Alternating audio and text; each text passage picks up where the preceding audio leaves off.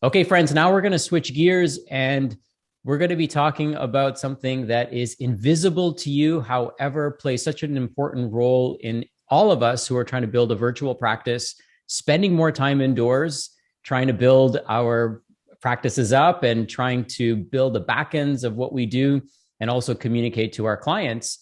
This invisible force is EMF, and it can be a force for good because it helps us do our work and it helps us stay connected. However, it's something that we need to be highly aware of in the implications it has on our own personal health, our family's health, our sleep, and all that good stuff that we're trying to do to be healthy, but also how it affects our clients. And what we have today is a presentation from Nick Pineault, who is one of the leading experts on EMF, especially for functional medicine practitioners. He's going to give us a practical viewpoint on things that we can do, the things that we need to be aware of so that not only are we living healthier, more congruent lives, but we're also identifying hidden sources of toxicity. We're all aware of blue light, which is a visible toxin. We're all aware of the toxins in our food and the food supply and in our water and in the air that we breathe. However, many of us may not be aware of EMF and what to do about it. So, Nick, thank you for joining us. I know this is a topic that's very near and dear to you, and it's very near and dear to me as well. My computer right now and every computer that I use in my house is hardwired. I try to stay away Oh, from my awesome. devices as much as I possibly can. And I try to practice conscientious, utilization of technology. And so thank you for doing all the research and the work that you're doing and sharing it with our community members. I greatly appreciate it and would love for you to take us on a journey, take us on this deep dive and, share with us what you've uncovered over the years of doing this work and tell us how we can protect ourselves and also our family members and our patients. But before we do that, I always like to understand people's origin stories. So what got you into the world of EMF and took you down this rabbit hole? Yeah, it was basically I started writing about health in around 2009 and mainly focused on nutrition at the time, wanting to educate myself about nutrition. And I didn't really know anything about blue light or these kind of things. I did hear about these glasses, and there's some use to these glasses blocking the light from my screen right now during the day and at night, even more importantly, right? But I didn't know these things, didn't understand frequency and any of these things. I understood vitamins and minerals and the paleo diet, and I wrote about these things that weren't really talked about back in 2010 that much, and I really stumbled upon the topic of EMFs in 2015 when I started reading several books by very highly esteemed scientists like Dr. Deborah Davis or Dr. Martin Blank from Columbia University, who unfortunately passed away, but he was a researcher with more than 30 to 40 years of peer-reviewed publications. And he was both someone who understood the biology and the physics of EMFs. And his discourse was very different from everything we hear about EMF. EMF being, cell phones might have a link with brain cancer, but this is undecided, or the literature isn't strong enough, or the link has not been confirmed, right? We're really hearing that there's still uncertainty when it comes to EMFs. But Dr. Blank and many of his colleagues were talking about hundreds of scientists around the world really thought otherwise, and they said no, there's clear danger, there's clear need to follow the precautionary principle and start reducing our exposure right now. And it was a very different discourse from what we hear in the mainstream and even from cancer societies or public health agencies. So I was very curious, being someone that's, let's say, naturally contrarian. I said, oh, maybe these scientists have some are being silenced in a sense. And it turns out that, of course, the classic thing I discovered is that the industry has a big influence over the EMF science. Many EMF scientists got defunded when they started publishing results that EMFs can be dangerous under a certain set of conditions. For example, if you talk on the ear for several minutes every day. And I really opened up a can of worms, because then I realized, talking with some of my colleagues and in the years many of my colleagues were functional medicine doctors, and I started talking about EMFs, and many of them were in disbelief, to be honest, or skeptical, said, oh, really? Where's the science behind your claim? It's kind of big that all this time Wi-Fi routers or cell phones or everyday appliances that are now part of life, all these wireless gadgets, we hand them to our kids. How could it be that we've missed this, even in functional medicine? And this is when I started gathering information from certain functional medicine doctors that are in the environmental toxicity world, environmental medicine. And for these people with these specialties in particular, there was no doubt in their mind that EMFs were an environmental toxin. And for people in functional medicine in general, there was still a little bit of a doubt. Mold, for sure, it's a toxin. Glyphosate, for sure, it's a toxin. Sugar, too much, for sure, it's a toxin. But EMFs, there was still a little bit of uncertainty. So I really dedicated myself in the last 5 to 6 years now, writing about EMFs, creating courses, including a practitioner level course, and really mingling with some of the best functional medicine doctors who understand EMFs and trying to understand how can we spread that message to all functional medicine doctors, because anyone who is holistically minded needs to understand EMFs and needs to have the tools in mind to communicate these dangers to their patients or clients. Yeah, and I just want to acknowledge that we have to come into this and approach this topic with a beginner's mind, because listen, don't shoot the messenger. Don't be upset with what we covered today. I know I'm going to probably be like, oh my God, I need to change this immediately. We are spending more time in front of our computers. There's no doubt. We are spending more time immersed in these frequencies. So we need to be conscientious of what they do to us. And just like there's big pharma, which does great things, right? Allows society to move forward. There's also a dark side. And just like with telecommunications, this is a multi-billion-dollar industry. So you have these huge forces at play that do not want this information to come out, that do not want people to have awareness, because that slows down their progress. And it's quite unfortunate, but that's the reality of the world that we live in. So I was, reflecting on our conversation before, we even jumped on, and I'm thinking about my son, right? This is the first generation of people who are growing up wirelessly. Like when we were young, we had wired phones, like even our gaming controllers were wired, our mouses were wired. So this is like a huge experiment. We don't know what the long-term implications are just yet. And certainly what you're going to present today is research that's been done for many decades, right? This isn't new information. It's probably suppressed information, or information that we don't want to hear because we are so attached to our beloved devices. So, what I want to talk about today are practical solutions, things that we can do to perhaps identify if EMF toxicity is something that's affecting us and our clients in a significant way. And then what are mitigation strategies that we can use? I mean, I wish it was as easy as just putting on some glasses, right? And jokingly, it's like the tinfoil hat thing, right? If we could just put on our tinfoil hats and then that solves a problem. But there's more to the story. So let's dive right in. I know you've got a presentation to share, and I'm so grateful for this conversation. So thank you for sharing this information with us, which I know is something you're really passionate about. Thanks for having me. Yeah, I'm excited. Let me know if you see the screen of my presentation. We're good to go? Yes, we're good to go.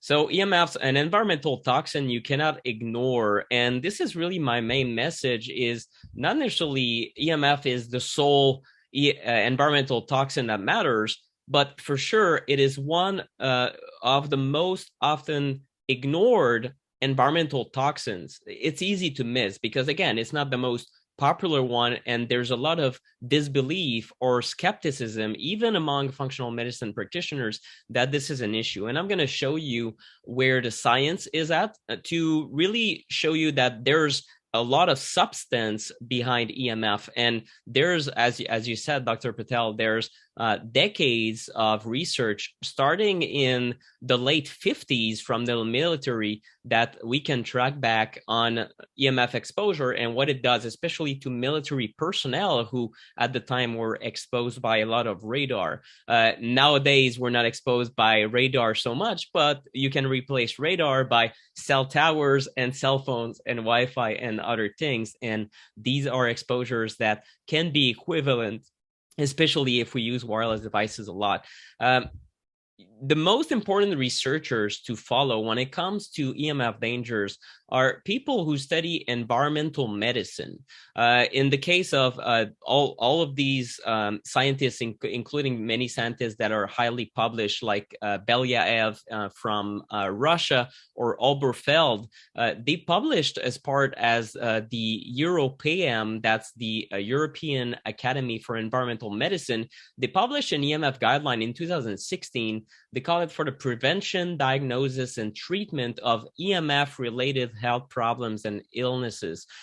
You can see the ResearchGate links there, and this is the entire presentation. I have the clickable links in there, so I'll make sure, Dr. Patel, if we can send practitioners the PDF, it would make their life a little bit easier if they want to verify these links.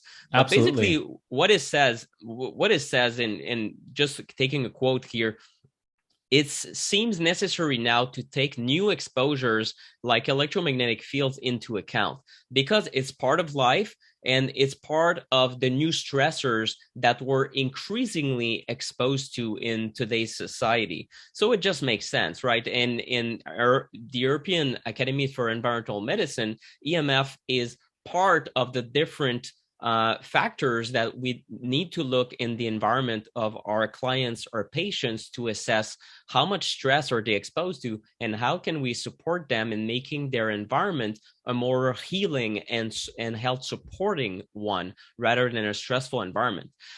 One of the doctors that has been influential to my growth as a digital journalist and someone who talks about it, about a very unpopular topic of EMFs, is Dr. Dietrich Klinghardt, who's always at a very cutting edge. He's an MD, PhD. Many people listening to this are very familiar with his work. And what he said in an interview in personal conversations we had, he said this: I can pretty much divide my patient population in the middle, the group that gets better and the group that won't budge, no matter what they do, protocols or different interventions to try to help them. And of course, these patients, we're talking about very chronically ill patients. And the second group is won't budge or is getting worse. And the group that's getting better is the people who follow my recommendations to reduce EMF exposure. It is that black and white. Wow. So it is a big claim. When I heard that, it really shocked me, because I said, okay, well, obviously we're talking about a very sensitive population. We're not necessarily talking about practitioner or health coaches that are seeing athletes, people in great health with blood tests or overall testing that look pristine. These people will not, you won't initially see that black and white difference. But when it comes to people that have already seen 30, 40 other practitioners before Dr. Dietrich Klinghardt, he often he's a last line kind of guy that looks at MS or Alzheimer's cases, or very true.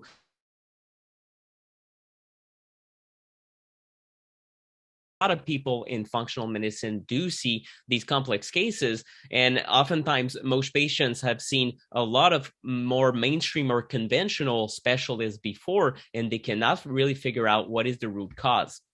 So a little bit more about me. I'm from Montreal, Canada. You can see me on the stair. It was taken in the summer because, as we talked about, there's snowstorms these days, but I'm still in Montreal, even regardless of the harsh winters. I still love it. I'm the best-selling author of the Non-Tinfoil Guide to EMFs, and also have a course for health practitioners called Electrosmog RX. And my work around EMFs has been endorsed by many top health authorities like Dr. Mercola, Dr. Dr. Ben Lynch, Dr. Tom O'Brien, there's Dr. Ted Akakoso, who also practices in the UK, France, and also in Manila, also in the US, and many more. So a lot of people in environmental medicine. And what I wanted to show you today is how EMFs act in synergy with chemicals to disrupt human biology. So it will also help you think of EMF as not a single stressor, but as a stressor that makes other stressors even worse. So it is also considered at the moment in research as a potential co-carcinogen, which means that you might be exposed to a certain substance and there's no effect. However, substance plus EMF, for example, lead exposure plus EMF, it looks like the body cannot recuperate, so they become co-carcinogens together. And that's one of the ways that EMFs might be problematic for your patients. How to identify which patients are the most affected? Because of course you want to, if you have 50 or 100 different factors to look at in your health intakes when you take a new person in your clinic or practice, you want to know, okay, well, is it an EMF patient per se? Well, where you know that they have such sensitivity that EMF needs to be part of their protocol right away. And how to help your patients reduce their EMF exposure, and how to reduce EMF exposure for yourself to of course walk the talk yourself as a health practitioners. So let's start with some basic things that are still very important to remember. That's the electromagnetic spectrum. EMF is not one thing. It's an entire spectrum of frequencies that are found everywhere in nature, and also some frequencies that are now man-made and have been added in the last few decades to few hundred years. If we're talking about the introduction of static electricity, about in the 1750s, where many people started experimenting with that. And then we had the telegram and electrification of civilization. So you have the very low frequencies, such as electricity, up to the very high frequencies, nuclear radiation, or even in the medical usage of X-rays, for example.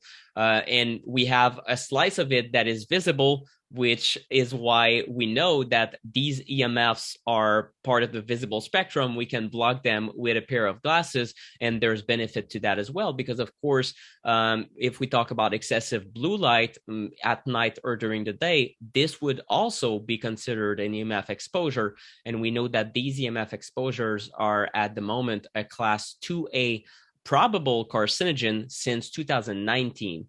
Not blue light in itself, but circadian rhythm disruption following a lifestyle where you work at night, so shift work.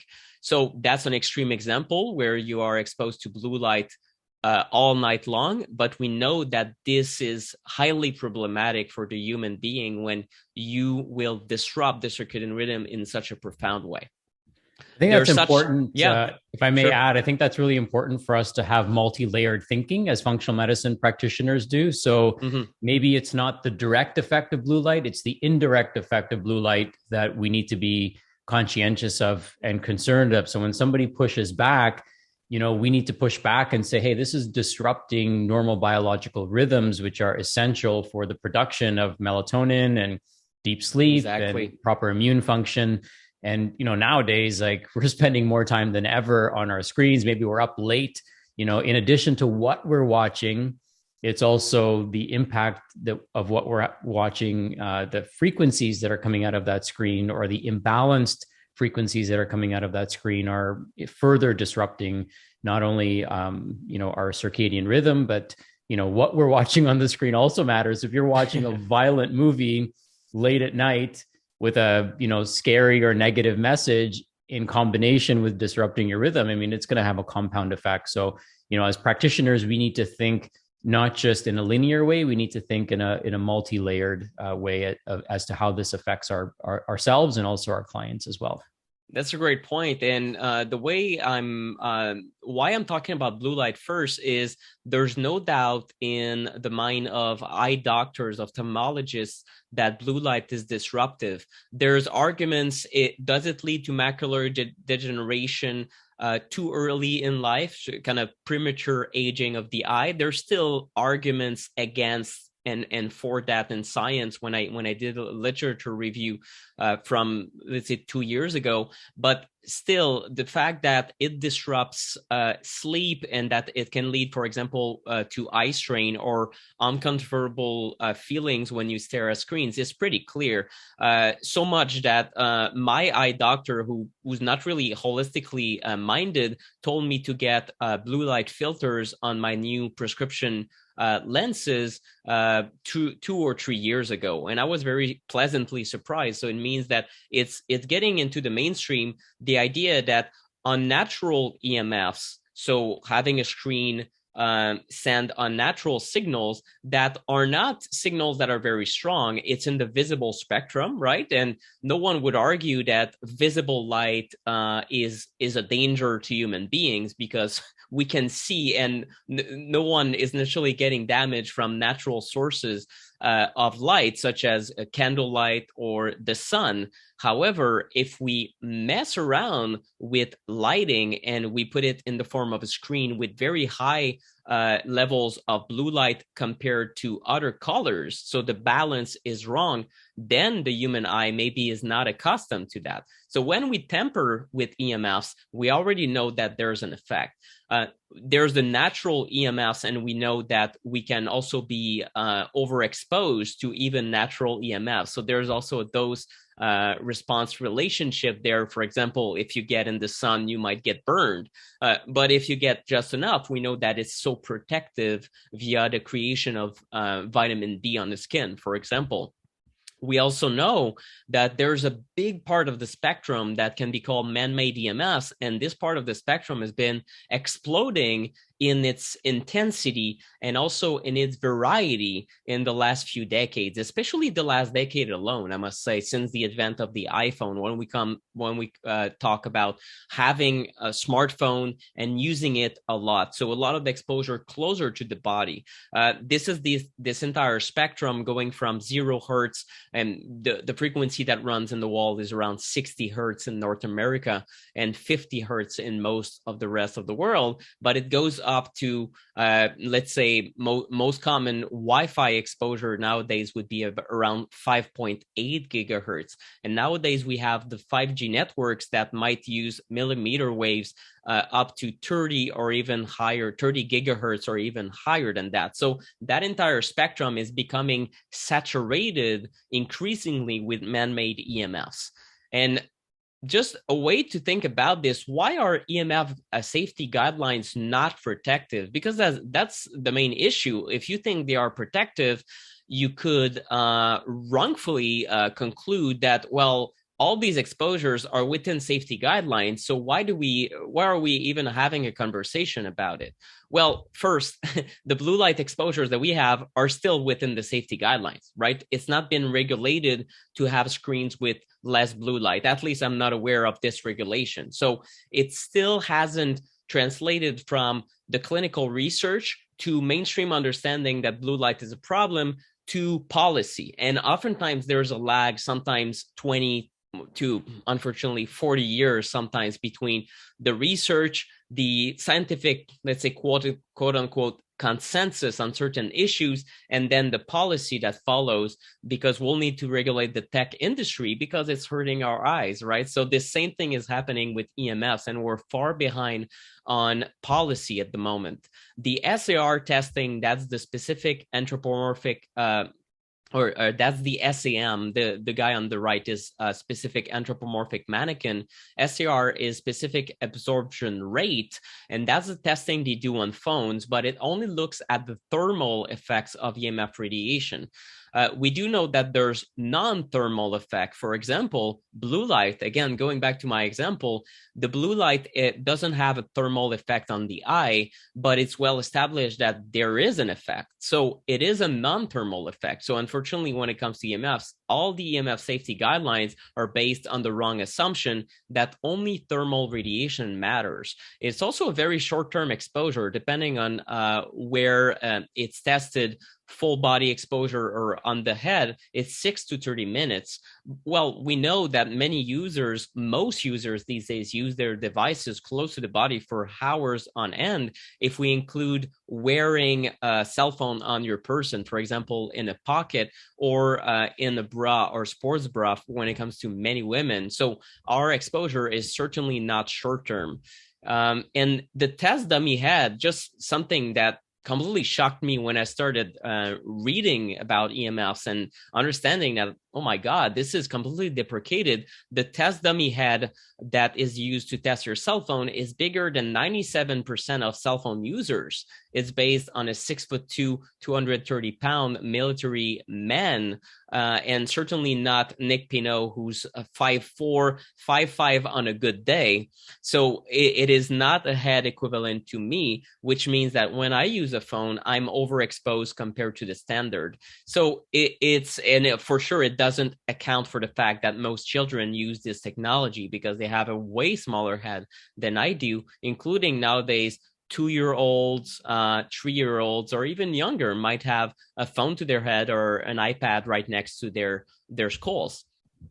The non-thermal biological effects are completely ignored. So it is important to ask yourself the question, well, are there indications that there is such thing as the non-thermal biological effects?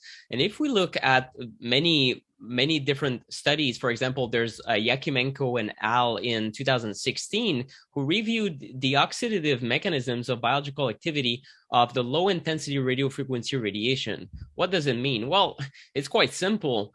There's 100 currently available peer-reviewed studies dealing with oxidative effects of radiofrequency radiation. That's your Wi-Fi, Bluetooth, cell phone, cell towers. 93 of them confirmed that it induces oxidative stress. So I would call it personally an overwhelming majority of the studies on oxidative damage that say, yes, it happens. So there is a mechanism. Then we could argue, is it too much oxidative stress? But that's another question. But for sure, the mechanisms are there. If we ask people doing epidemiology, cancer and EMFs, especially cell phone exposure and brain tumors being the strongest data we have, Dr. Anthony Miller and a few colleagues said that based on the data we had in when they wrote this in 2018, around 3 years ago now, these experimental findings, together with the epidemiology reviewed here, are sufficient, in our opinion, to upgrade the classification that we currently have, which is a class 2B carcinogen for radiofrequency radiation, to a group 1. And as an example, what's in a group 1, a class 1 carcinogen at the IR? That's a branch of the World Health Organization. That would be tobacco smoke and asbestos. So if these researchers are right, and Anthony Miller is not anyone, he's at the top of his field in epidemiology for cancer and many agents. So for him, it's just another agent to look at. This independent review of data says it should be reclassified right now, that was 3 years ago, as a class 1 carcinogen. So if it were a class 1 carcinogen, then most practitioners listening to this would already be horrified, saying, my God, we're installing all these devices in our homes, but it is a known carcinogen. So we would act in a more prudent manner if it were a class 1 carcinogen. And of course, we might even see that classification on an iPhone that you purchase, for example. So it would be a little bit less cool to have a very nice iPhone and pay $2,000 for it and have a photo of a brain tumor on there. But who knows? Maybe this is where this is going. This is where the science is going for sure.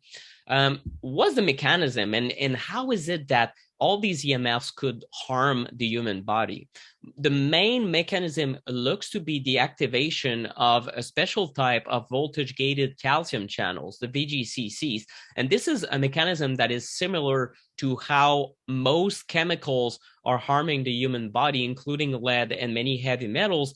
And that's my current understanding. This is what Dr. Paul shares, because Dr. Martin Paul from the Washington State University has also studied chemical sensitivity. And in his mind, these mechanisms are similar. And it goes through the creation of peroxynitrite, ONOO minus, and peroxynitrite is a nitrogen species that is extremely harmful to the cell and mitochondria. So it could be the case that, according to Dr. Paul, this is, let's say, his main theory at the moment, that these low-level EMFs do not directly impact the cell in the sense that it is not ionizing radiation. It does not directly break bonds between molecules the way that X-rays would. And we know that X-rays should be used sparingly. And it's good that we've established that in medical science. However, now we're using these low-level EMFs, such as cell phone radiation or Wi-Fi, in a non-sparingly manner. It's pretty much the opposite. We use it all day, every day, thinking that there's no effect, but the effect could be indirect. It's not directly harming the cell, but it is leading to the creation of that peroxynitrite, which in turn is a key molecule in health and disease. So when there's too much peroxynitrite, the cell needs to compensate with antioxidants. And over time, you have a reduction of antioxidant reserves, such as glutathione, and also a reduction in cellular energy production. So a downregulation of mitochondrial health, if you will. So excessive VGCC activation, it's known now that this can disrupt healing by promoting chronic inflammation, impairing mitochondrial function, disrupting sleep, and, as I've said, depleting antioxidant reserves. And then it's important to also think about what are the combined effects of this non-ionizing electromagnetic radiation combined with other agents. I've alluded to at the beginning of the presentation, there might be a synergy between EMFs and other toxins that your patients or clients are exposed to.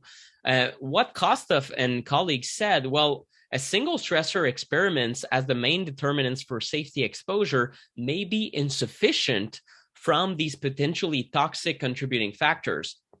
And at the moment, there is no reason to believe that any of the exposure limits on potentially toxic stimuli that has been set by any regulatory agencies are protective against serious health effects. Why does he say that? Well, he says if you have lead plus glyphosate, it's not the same thing as saying you have lead. So the limit on lead might have to be lowered, considering the mere fact that everyone is exposed to glyphosate, for example. But these synergies, these toxic synergies, are not taken into consideration. And when he said, well, if we identified, or Dr. Kostov identified around 1,000 possible contributing factors to 4,000 diseases in his 2015 book. And he said, okay, well, if we studied 1,000 potential synergies of EMFs and then 3 other contributing factors, so the 4-component synergy, we would need 166 million experiments. So I'm just going to skip that part. But he said, well, unfortunately, such an undertaking, kind of studying the interactions between all these stressors in our environment, even with Manhattan Project urgency, would take years. So we need the moratorium on the new cell tower constructions and the rollout of new technologies, because the damage will have been done by the time the results are produced. And isn't that what happened with many agents that we're introducing in the environment? So that's a question of precautionary principle, right? So we know at the moment, we know enough to start reducing exposure, and there's no way we'll be able to know what are all these toxic synergies. So as an overall principle of holistic healing, it's to clean your environment and to remove as many offenders as possible. Even if we do not know for sure what is the safe level of EMFs, because we do not know. I cannot be here and claim, a safe level of EMF would be talking on a phone for just 32 minutes. At the 33rd minute, it starts being dangerous for long-term health of your brain, for example. We do not have such data.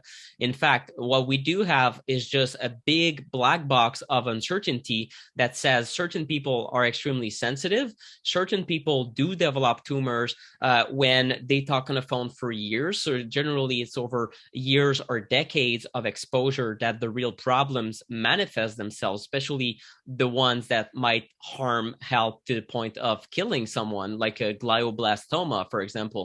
But we do not have data on the very short-term damage or the medium-term damage. So as an overall principle, just like you probably already recommend your patients or clients to reduce all toxins, we should reduce EMF exposure and apply the ALORA principle as low as reasonably achievable, which is the number one principle used for nuclear radiation exposure. So in other words, if you have less exposure is always better than more exposure, especially if that exposure did not lead to benefits. So an example before I move on is, do you need Wi-Fi at night? Well, the answer is no. You're sleeping, you're not using Wi-Fi, and yet your Wi-Fi router, chances are, if you're listening to this and like the average person, it's still on, so it's still emitting radiation in your home and being a potential stressor. Hence, if we apply the ALORA principle, it would state, well, there's no benefit to having Wi-Fi at night, so the Wi-Fi should be turned off at night.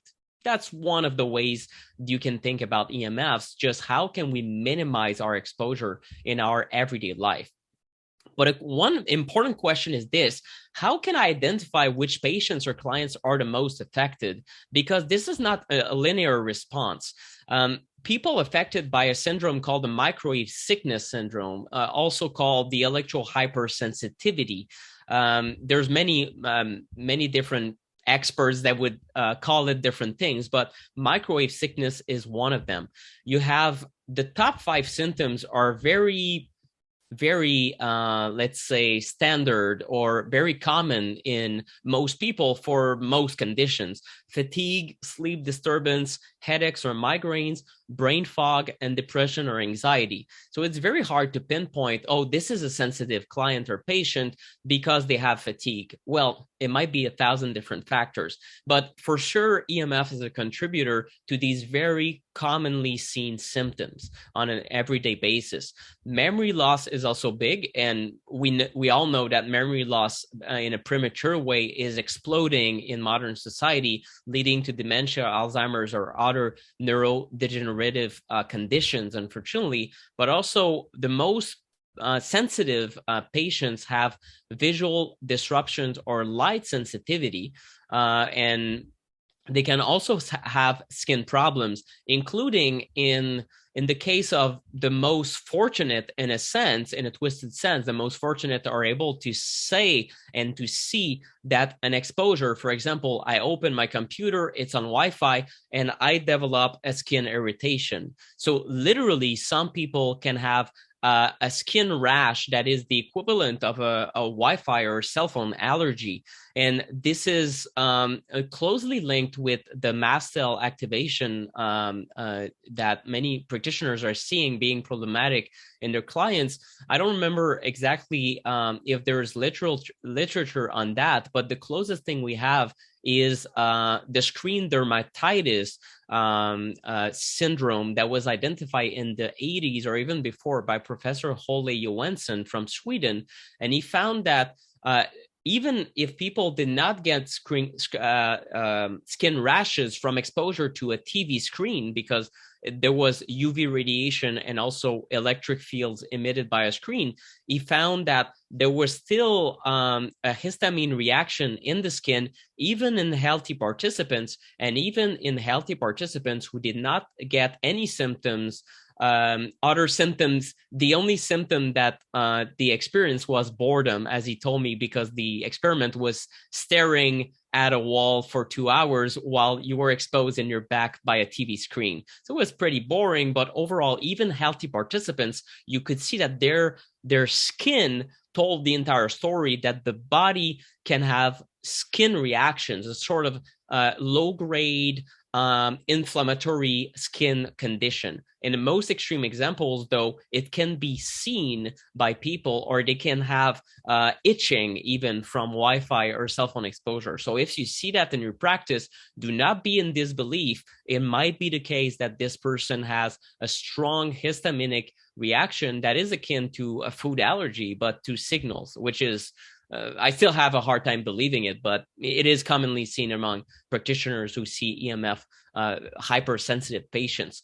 Heart palpitations is also very telling. Whether it's Dr. Steven Sinatra or Dr. Wolfson, cardiologists that are more holistically minded, they both have said in multiple interviews, including personal conversations, that they see patients regularly with heart palpitations or certain heart troubles, and some of them is directly linked with having a phone in the shirt pocket right next to the heart. It is important to note that very recently there's been studies and let's say criticism of Apple because of their new MagSafe technology starting in the iPhone 11, if I'm not mistaken. That's a strong magnet that can help help charge a phone, if I'm not mistaken. But whatever the reason why it's there, it is interfering with pacemaker technology, and so much so that in a study they said this could lead to harmful events, including death. So they said it is quite important that Apple starts telling people with pacemakers that they should never have a phone right next to the pacemaker. Well, considering the pacemaker interferes with the signal and vice versa, and is triggered or doesn't trigger normally, doesn't function normally because of the MagSafe technology, if there's a phone right next to the heart, we could also say, well, maybe it is also interfering with a normal heart rhythm. And this is also seen, especially in people who could be called hypersensitive. A lot of people also have dizziness, and oftentimes it's a condition where it might be combined with low aldosterone, or people that have very aggravated adrenal function. So they might have exposures and feel dizzy and have a hard time concentrating. It's a whole slew of symptoms. But we know that researchers such as Dr. Magda Havas said there's 3% of the population have severe symptoms related to EMFs, and another 35%, let's say a third of all of the entire population, may have mild to moderate symptoms of electrohypersensitivity, AHS, when exposed to electrosmog.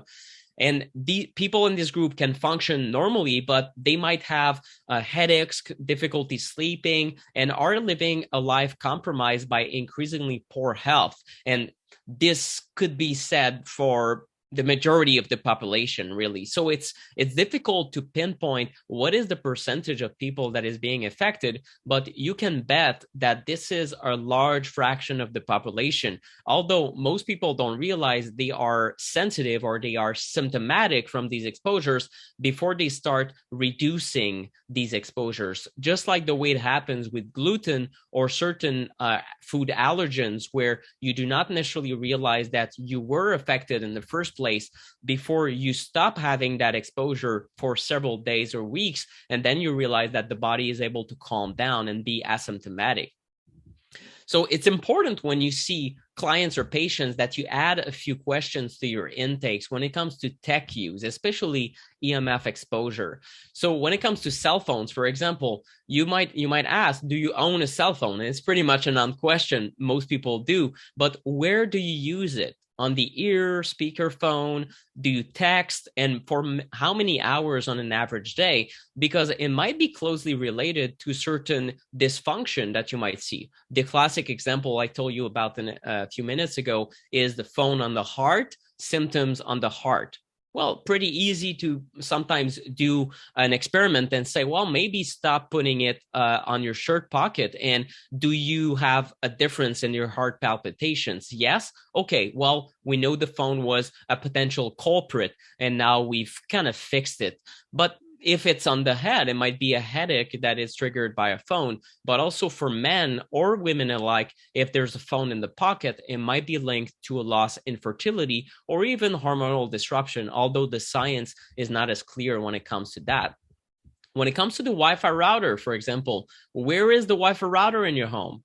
Do you turn it off at night? Most people don't. So you can educate them with the importance of turning it off at night for better sleep. But you would be surprised of how I've heard from functional medicine doctors aware of EMFs that, well, this patient couldn't sleep at night. They had a Wi-Fi router installed under the bed. It is the wrong spot for a Wi-Fi router for sure, because it directly impairs sleep, even if it is installed at the other side of your home. So imagine what it can do if it's a very acute exposure, very strong exposure right next to the pillow. So obviously it should not be installed in the bedroom, but in certain situations, the telecoms come in, they see the plug under the bed, and somehow they end up installing the Wi-Fi router there. I don't know why this would happen, but it does in certain situations. And I personally found that hotel rooms are especially dirty when it comes to EMF exposure. And in a very high-end hotel room where I had the chance to stay in Austin, Texas,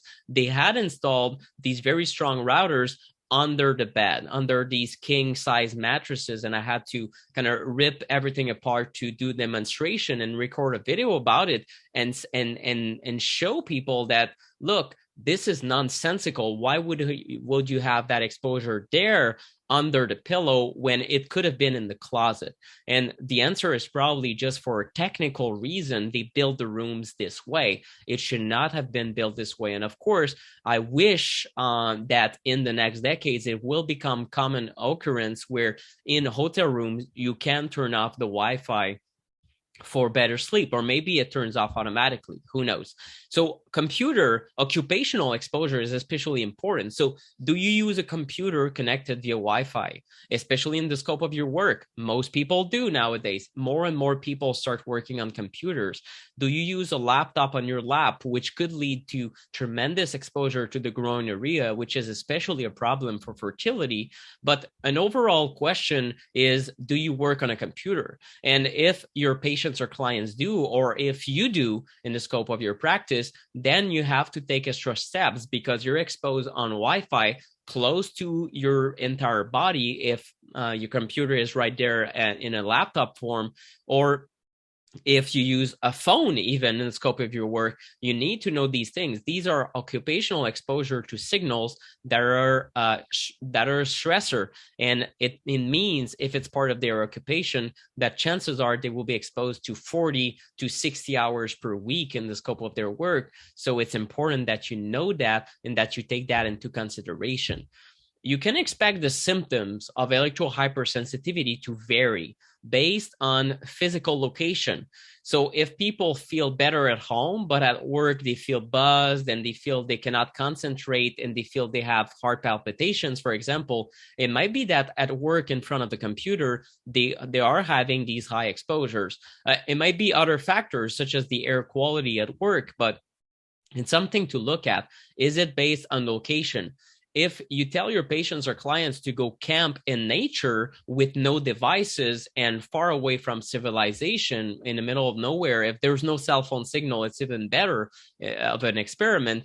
And you see these symptoms reducing tremendously, it's a sign that something was wrong in their environment, not necessarily in their biology or in their biology's possibility or ability to adapt to these exposures. So maybe they are okay when they are in nature and they start feeling asymptomatic. Maybe their brain comes back online or they sleep way soundly. But when they're in the city with all these exposures combined, then their body goes above the symptomatic threshold and it becomes a problem. The current stress levels, the current state of health, how full is the stress bucket? A lot of people with sensitivities, including myself, especially in the last a few years ago, I used to be more sensitive. And I realized that when I slept poorly, Wi-Fi impacted me and gave me brain fog. When I was in great health and slept great for 10 nights in a row, for example, sometimes I could have Wi-Fi exposures and not even realize that it's there and my brain was still functioning correctly. So it is also varying in time based on current state of health and levels of fatigue. It can vary based on the source of EMF.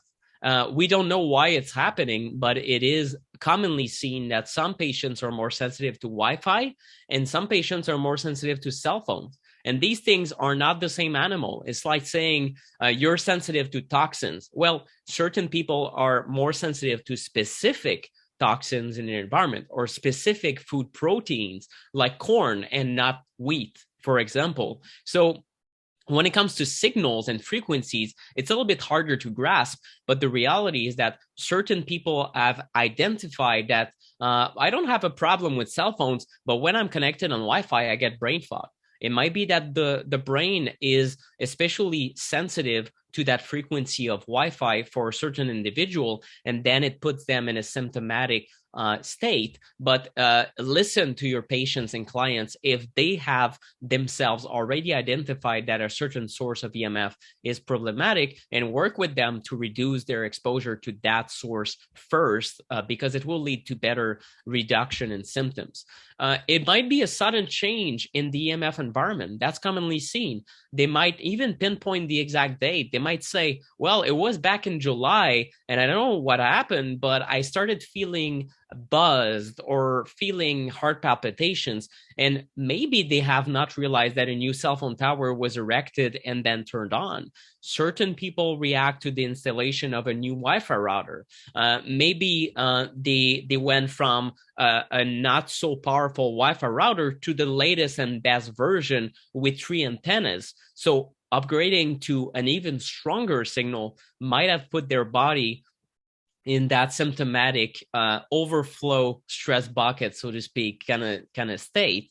So it's important to also consider that a big change in the EMF environment, such as the installation of something in their neighborhood, might trigger a sensitivity or put them in that symptomatic state. So the bottom line is this: if you're seeing mystery symptoms or slow stall detoxification or healing, always rule out the acute EMF exposures. I'm gonna give you an example from Dr. Dan Pompa, who's a functional medicine practitioner who really understands EMFs, and he really impressed me with this anecdote. He has a son who's a teenage athlete whose knee was highly problematic. Might have been the right knee. I don't recall exactly, but his knee was problematic and always in pain, a lot of inflammation, and he was trying to recover probably from multiple injuries in his sport, and it could not heal. And Dr. Pompa was in disbelief because he really tried everything. He's a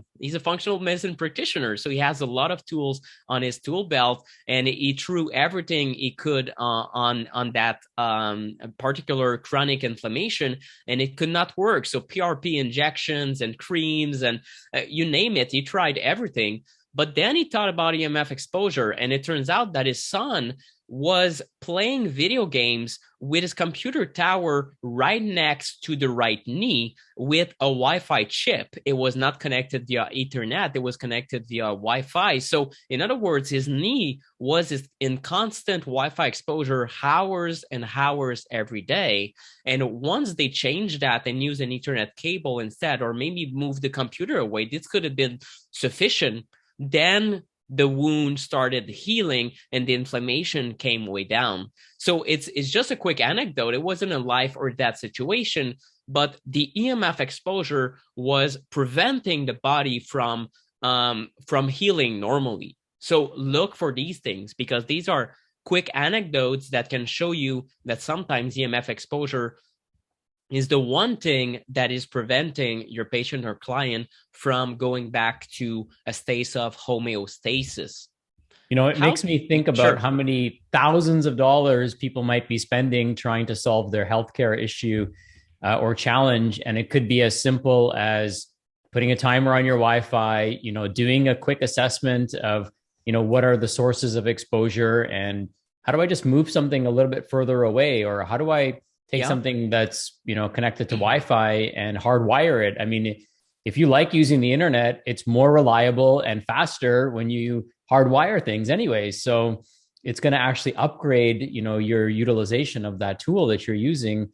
And, you know, sometimes it's those invisible forces of these exposures that are creating visible issues, right? So, you know, something as simple as moving or just becoming aware of where am I sitting. When we talk about laptops, right? I jokingly call them crotch tops because that's where people keep them, right? They keep them on their crotch, and you're just like, oh my God, you're just like frying this.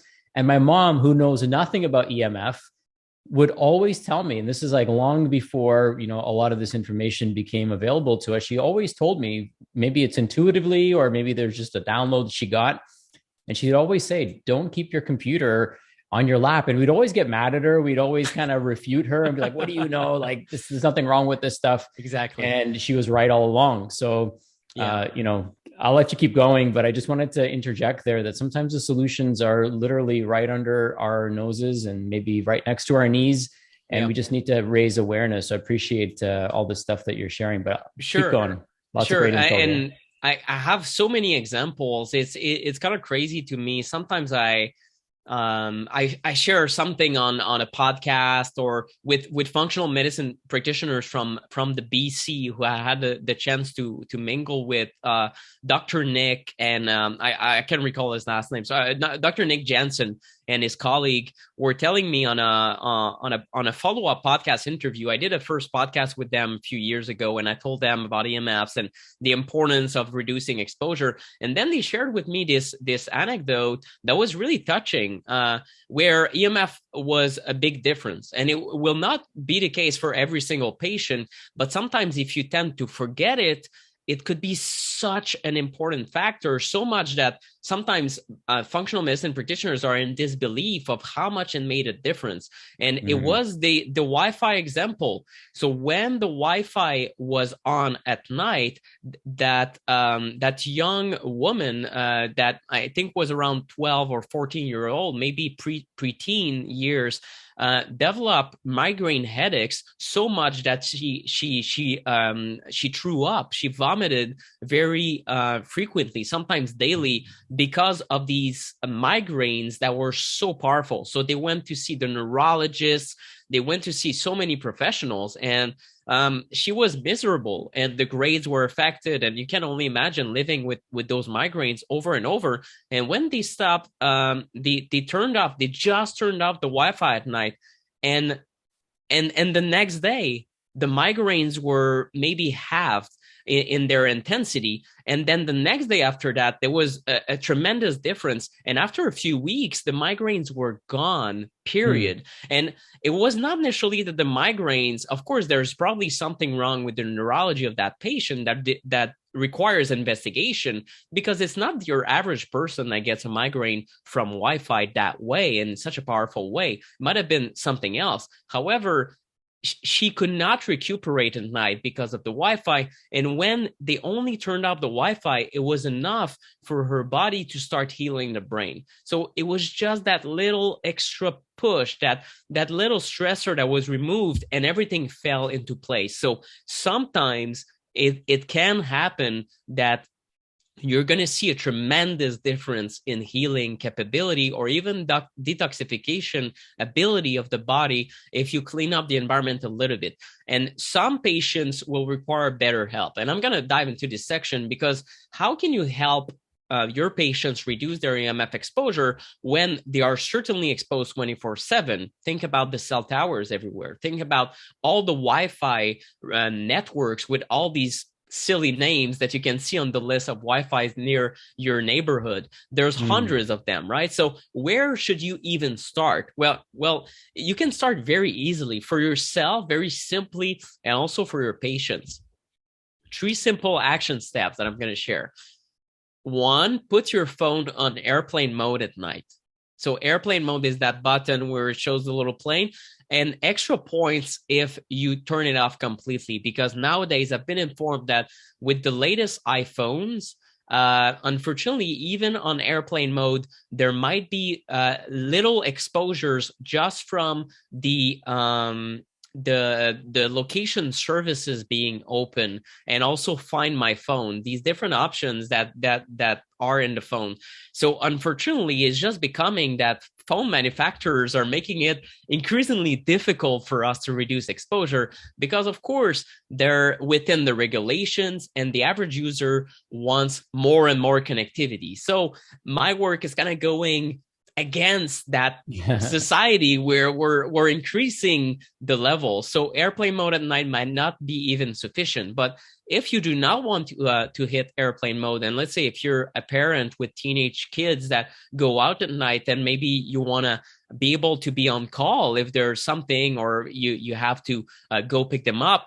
Put the phone in another room or as far as possible from your pillow. So in that room, that's my bedroom/office. I could put it probably 10, 12 feet from my head. It would still be way preferable to do that rather than keeping it right next to the pillow. So distance really matters.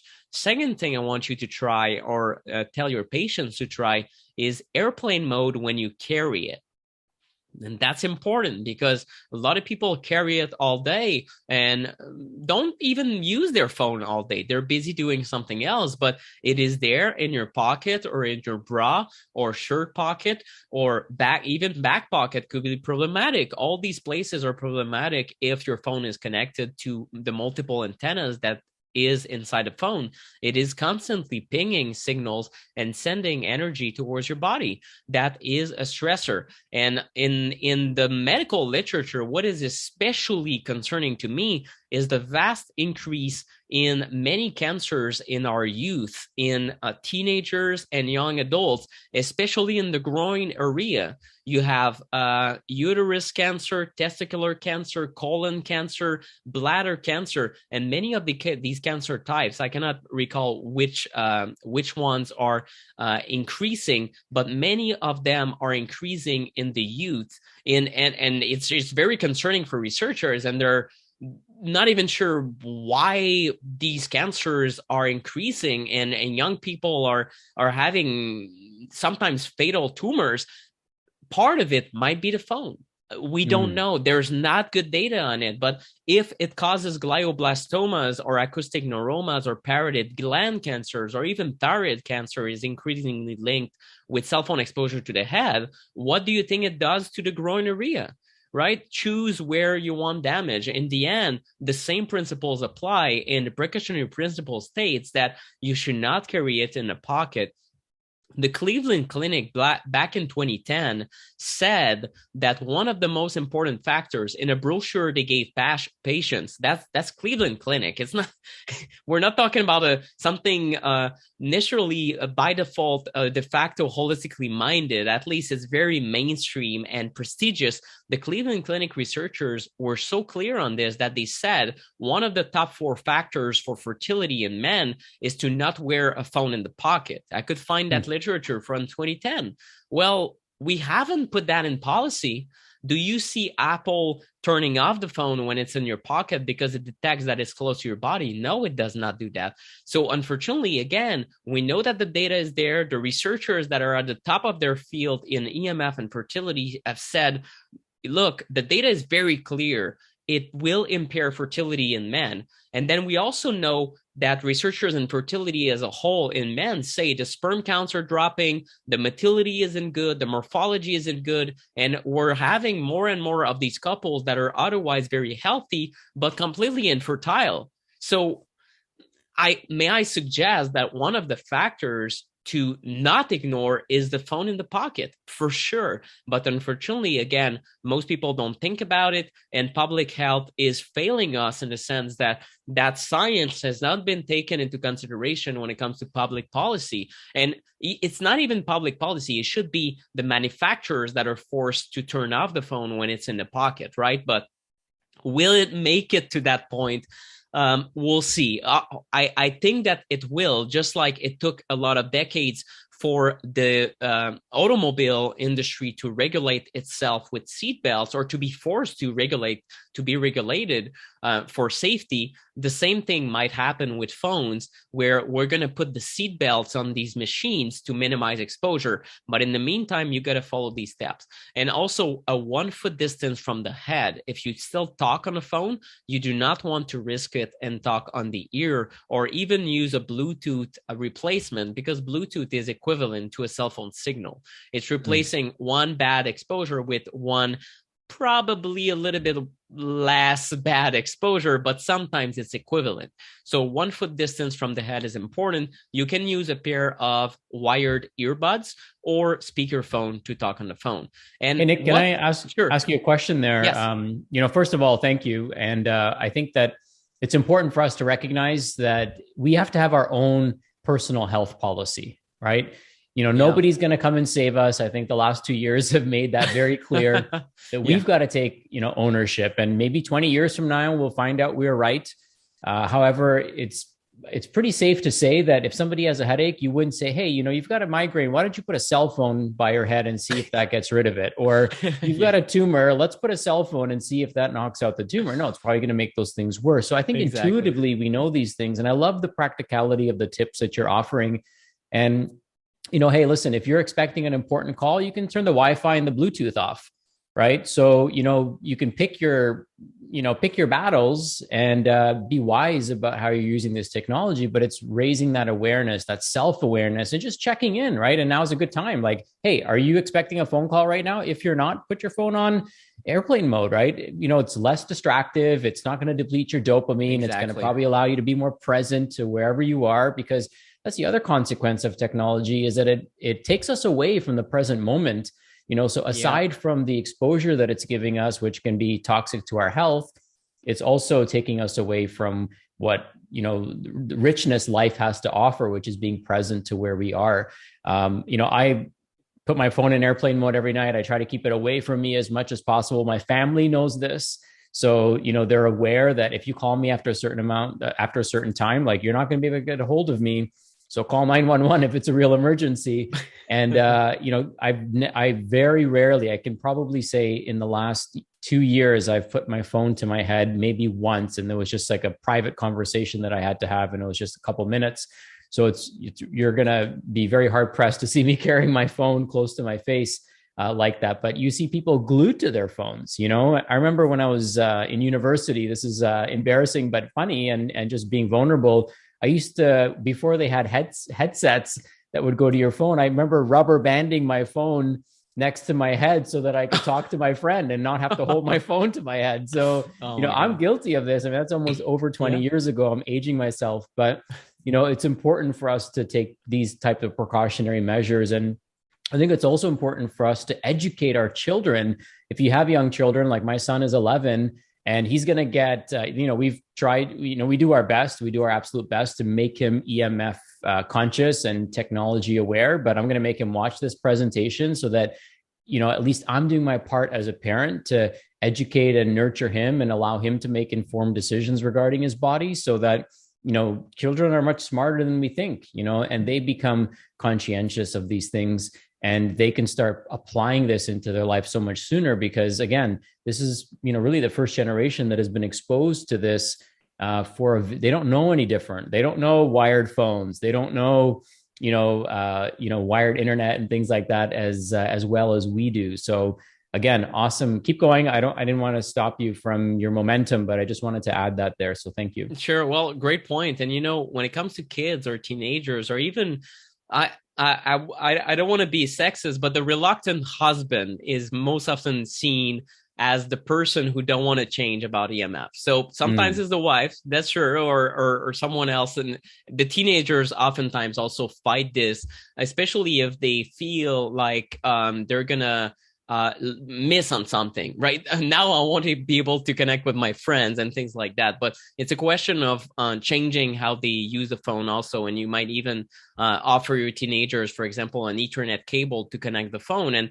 this is what I do at home when I'm taking my morning coffee. My phone is plugged into an Ethernet cable with a converter that is compatible with my Apple iPhone. And I'm there on Ethernet on my phone. And I can download my apps. I can download my podcast. I look at Instagram, which I probably shouldn't do in the morning, but I can do everything on an Ethernet cable, and I have zero exposure. So just to tell you that there are solutions, and most of them are quite simple, and most of them are free or quite cheap. A few converters or wires that sometimes are $10 to $50, and these are not expensive solutions compared to supplementation or health tools that are commonly prescribed to patients or clients as part of a functional medicine follow-up. So what you want to look for, and that can help convince these reluctant family members,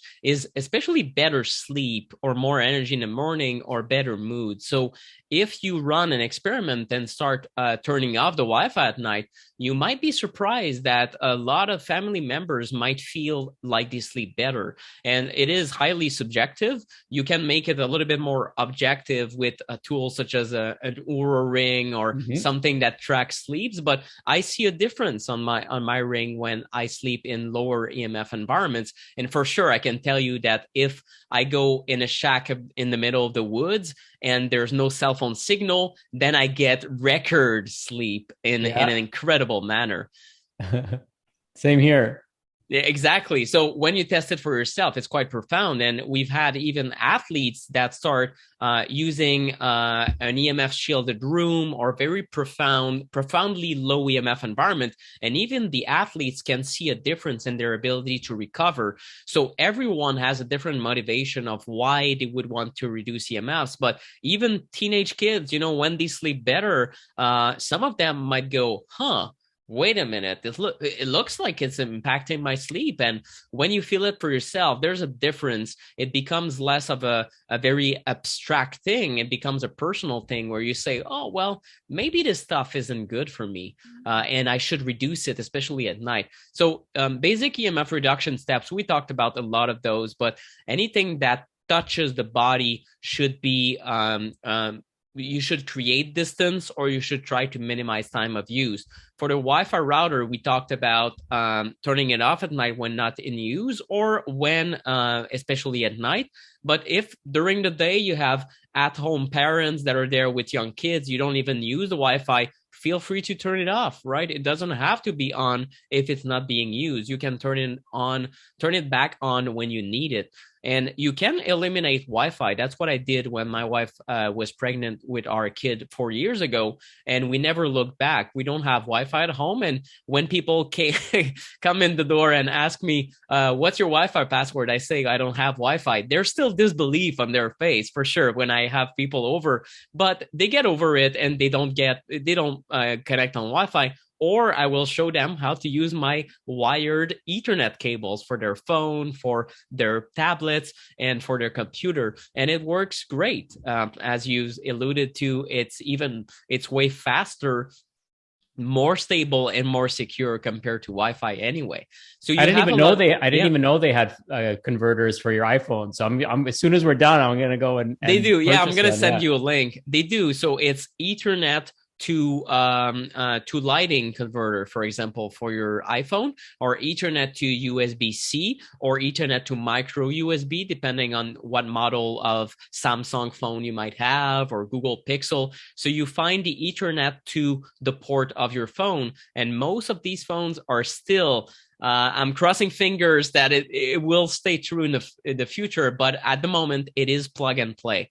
So you can literally use it. It does drain the battery quite a lot, but even just to update all your apps, you can do so in maybe 1 minute for 20, 40 apps, because it's so fast compared to Wi-Fi or even the cellular network. So it's just a very practical way to download large videos or content on your phone on the Ethernet cable. So it's just a great way to do it. And you have several sources that you want to think about that might be similar to Wi-Fi routers. So they have no place in a bedroom. For example, the cordless phones that oftentimes can be close to the pillow with this base station that is wireless, the digital personal assistants like Alexa, and you have the baby monitors. And unfortunately, the baby monitors are quite problematic in the sense that they can represent an exposure as great as a phone.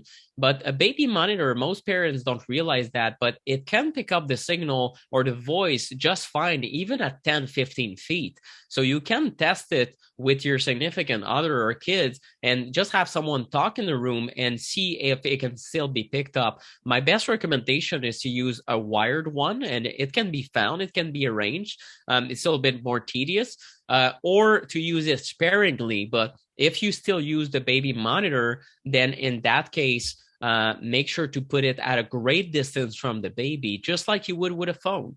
So for sure, it doesn't go in a crib. And for choking hazard, it shouldn't even be in a crib. I still see it every day in ads, or even parents who put it in the crib. They don't want to miss any coughing or anything, especially with a young baby. And I understand that feeling now that I'm a dad myself, but at the same time, you don't have to do that. It can be in the same room with great distance from the kid, and you're still going to be able to use that machine, but the exposure will be lessened by orders of magnitude.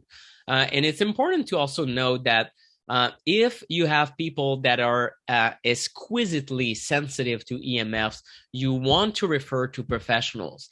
There's the building biologists, there's the geovital consultants, especially in Europe, but there's quite a lot of them in North America now. And there's the shielded healing consultants that are a different type of EMF mitigation specialist. But these three types of professionals are great when it comes to taking EMF home surveys. For very sensitive individuals, it's pretty much a requirement, just the way that if you find that someone is extremely mold sensitive to the point where clearly it is causing symptoms that are debilitating, you want to have a mold inspector. This is the equivalent to a mold inspector, but for EMF. So it is important to mention that in a lot of cases with these most sensitive cases, you will want to refer to a building biologist or other professionals. And this is what I had for my presentation, Dr. Patel. I hope that everyone got a lot of knowledge out of it, and it wasn't too overwhelming, because I know there's quite a lot to think about, but at least it's a good introduction. And just start with a few action steps for yourself and try it out with your patients. You don't want to overwhelm them, but even if it's just around phone use and Wi-Fi use, these two things, just start there, and it will introduce them to the idea that maybe it's a stressor, and we position that in their mind as something that can have benefits. I have the internet, and I can be on my phone wherever I want, but there's also downsides. Just like we have to make people aware that there are benefits to screen time in kids, and there are also downsides if they are glued to a screen. And I think that this is established, but the EMF side of things, now we need to catch up on the science and communicate that as well. Well, Nick, this is awesome. I know that some people might meet this with a little bit of resistance because our beloved devices, right? Yeah. However, it's important for us to recognize that, as practitioners, we need to be stewards of our health, and we need to identify, and unturn all the stones possible that are affecting us from performing at our highest level, affecting our family, because, there's nothing that will cause us to underperform more than a sick family member, right? And, as you said, the allostatic load for a lot of people, that bucket's filling up slowly. Yeah. And if we can take a little bit, even if it's just a little bit for that person, we can take a little bit of water out of that bucket, it's going to make a profound difference in their symptoms. And then we can always go deeper. And you've given us some really practical things to work on. I would love to have a part 2 of this interview. Maybe we do that in the near future, because I had some questions to unpack, and our time is a little bit limited today. So I'm going to ask you a couple more questions in an email that follows up. But I'd love to have you back and speaking to our audience, because I'd be happy to. Yeah, thank you. This is so important, and it's such low-hanging fruit, so to speak. It's such an immense opportunity for healing to take place, and it affects us all, right? It's not, our diet affects us individually, but something like EMF affects our entire family. Yeah. And it's because it's invisible. It's one of those invisible threats to our health and to our wellness. And we might be spending, or our clients might be spending, so much money trying to find answers, when the solution can be as simple as putting a timer on your Wi-Fi or hardwiring your phone. One of my favorite apps is YouTube, because you can actually get YouTube Premium and you can download whatever you want to listen to. So when I go for a walk, I don't have to be connected to the internet. I could just download whatever I want to listen to, or, podcast or whatever, and then put my phone in airplane mode. And that way I'm not having to think about it. It's not an additional stressor that's negatively affecting my health in any way. So thank you, my friend. This has been awesome.